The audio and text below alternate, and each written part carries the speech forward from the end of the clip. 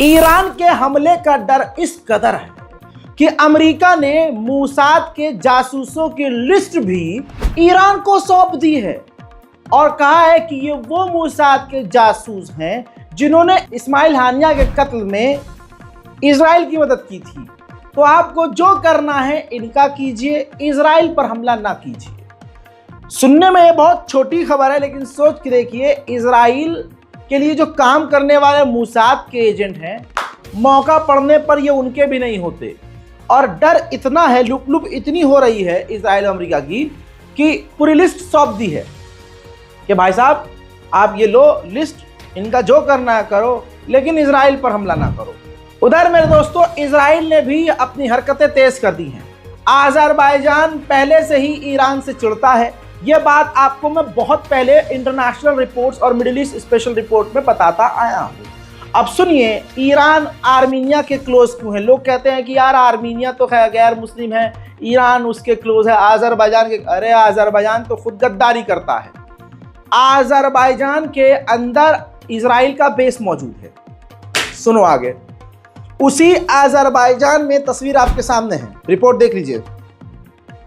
उसी अज़रबैजान में इजराइल के भारी भरकम जहाज हथियार लाद कर पहुंचे हैं।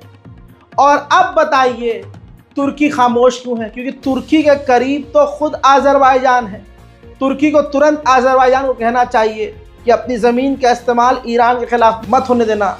ऐसे नहीं कहता हूँ कि पूरी दुनिया में वाहिद अकेला ईरान अकेला है, और उस पर भी अगर हम सच बोल देते हैं, मैं कुछ बता देता हूँ ईरान के सपोर्ट में आके कि यार ईरान के साथ गलत हो रहा है, तो लोग कहते हैं यार तुम तो ईरान को प्रमोट, किसी मोहम्मद बिन सलमान से ही हो जाए, कोई एक अरब देश स्टैंड ले ले, पूरा समर्थन मेरा मिलेगा उन्हें। लेकिन ईरान के आगे कोई ईरान जैसा है भी नहीं। अब सोचिए, इजराइल के लिए एक सेटलमेंट मिनिस्टर भी है।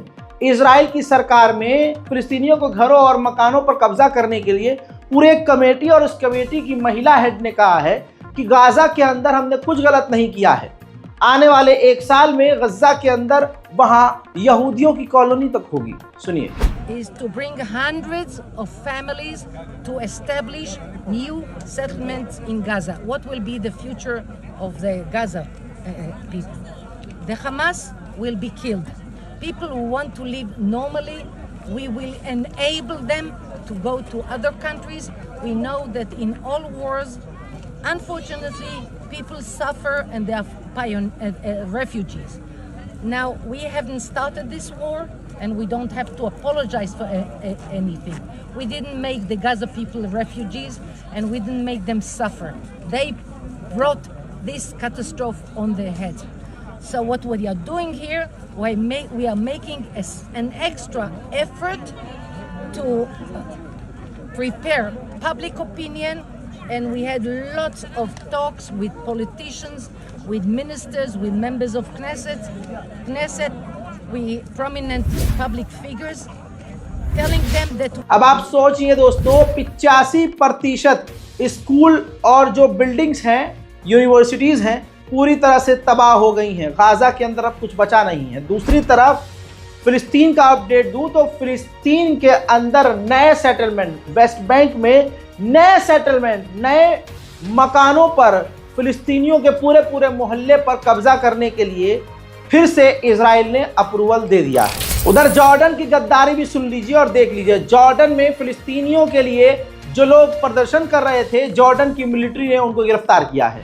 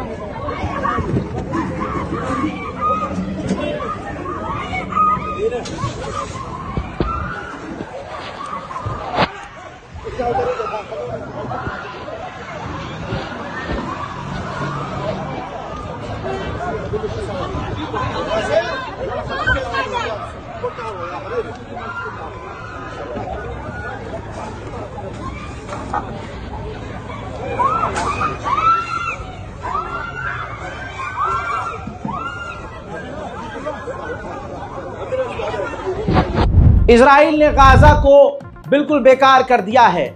जो इंसानियत के लिए बेसिक चीज होती है वो तक खत्म हो चुकी है।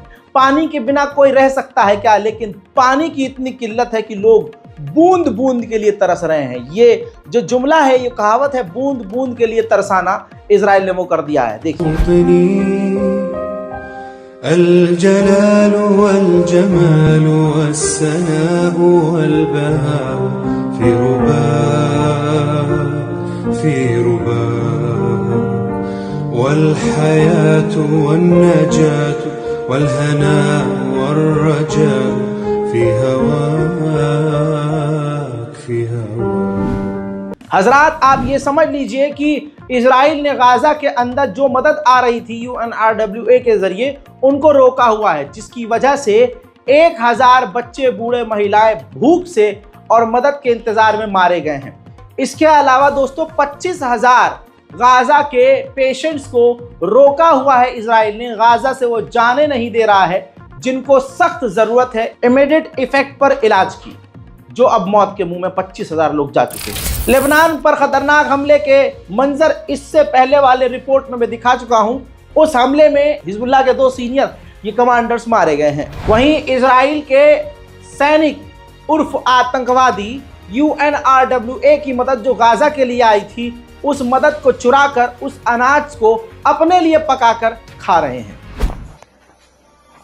תודה רבה לאונר"א שדואגים לחיילי צבא ההגנה לישראל וההגנה על הבית בהכנת אוכל שחיילים לא יהיו רעבים. תודה רבה. ספסיבה. Спасибо большое, Юнра. שוקרן. שוקרן עלמי. אוהבים אתכם, אונר"א. मेरे दोस्तों, जेरूशलम का जो रब्बी है, यहूदियों का सबसे बड़ा धर्मगुरु जेरूशलम का, उसने निंदा करी है कि कट्टरवादी बेंजीवीर और यहूदियों का झुंड जो मस्जिद अल अक्सा में घुसा है, ये सरासर गलत है। कमाल की बात यह है, तवज्जो इस बात पर दे, खुदा का वास्ता हाथ जोड़ रहा हूं, कि जहां अब खुद दुश्मन का जो धर्मगुरु है वो कह रहा है कि बैतुल मुकद्दस में यहूदियों की घुसपैठ गलत है, वहीं पर, फिर से सुनिए, वहीं पर तमाम अरब देश खामोश है, तमाम मुस्लिम देश इस मुद्दे पर खामोश है कि बैतुल मुकद्दस में घुसपैठ हो रही है। लेकिन यहूदियों का सबसे बड़ा धर्मगुरु कह रहा है कि गलत हो रहा है, ये मस्जिद अक्सा में घुसपैठ गलत है। ये आज के मुसलमानों का घटियापन है। वहीं जो बाइडन अपने 2 सीनियर एडवाइजर मिडिल ईस्ट भेज रहे हैं ताकि गाजा और इजराइल के बीच डील हो सके। उधर इजिप्ट और फिलिस्तीन अथॉरिटी बात कर रही है कि रफा क्रॉसिंग बॉर्डर पर फिलिस्तीन की मिलिट्री को तैनात किया जाए। महमूद अब्बास जो फिलिस्तीन के राष्ट्रपति हैं, वो रूस पहुंचे और वहां पर रशिया ने खुलकर फिलिस्तीन को सपोर्ट किया और कहा कि हम हमेशा से फिलिस्तीन के साथ है और हम चाहते हैं कि फिलिस्तीन स्टेट बने, और हम ये भी चाहते हैं कि तुरंत इजराइल गाजा पर हमले बंद करे। हम आगे भी फिलिस्तीन और गजा के साथ इसी तरह से रहेंगे। इसके बाद फिलिस्तीन अथॉरिटी के राष्ट्रपति महमूद अब्बास सीधा रूस से निकलकर तुर्की पहुंच गए। तुर्की जब वो पहुंचे तो उनका जमकर स्वागत किया गया। रजब तैयब एर्दोगान ने उनका स्वागत किया, उनसे खुद गले मिले, उनका खुद स्वागत किया और कहा कि इस बुरे समय में हम फिलिस्तीन के साथ खड़े हैं। वहीं बड़ी बात यह है कि आज ही कल में महमूद अब्बास फिलिस्तीन के राष्ट्रपति तुर्की की पार्लियामेंट को संबोधित करेंगे। गाजा और फिलिस्तीन की मदद के लिए इस बारकोड का इस्तेमाल कीजिए, अपनी दुआओं में गाजा और फिलिस्तीन को याद रखिए। इससे पहले कई रिपोर्ट्स आज के दिन भी अपलोड कर चुका हूं। आपसे गुजारिश है कि रिपोर्ट जरूर देखिएगा, काफी हमारी टीम मेहनत कर रही है। उम्मीद करता हूं कि आप तमाम वीडियो को देखने के बाद हमारे चैनल को सब्सक्राइब जरूर करेंगे और अपनी राय कमेंट सेक्शन में जरूर लिखेंगे। मैं हूं रजा और आप देख रहे थे रजाग्राफी। जय हिंद।